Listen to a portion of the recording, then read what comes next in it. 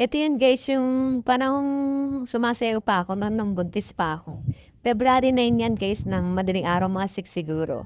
That time, habang naliligo yung asawa ko dahil papasok sa trabaho, nagsayaw muna ako para din exercise.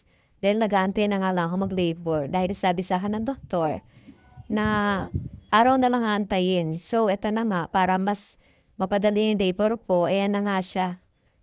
Then, kinagabihan guys, hapon, mga 6, bandang 6. Yan na nga.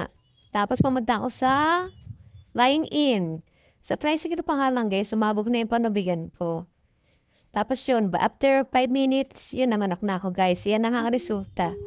Ang baby ko, napakataba. Tingnan niyo naman, napakatakaw. Hinuhulang guys yung dede ko. Ano pa ako ng formula milk. Yan na guys, sinimpla na siya ng papa yan ng gatas. Kasi kinulang nga sa kanya yung sa dede ko. 3 ounce nga pala yan guys kasi kinukulang din sa kanya yung 2 ounce. Kaya 3 ounce na namin. May time pa nga guys na halos ginugutom na ako. Pero dumidede pa rin siya. Halos manghina ako. Kaya marami ako stock na mga pagkain dyan guys.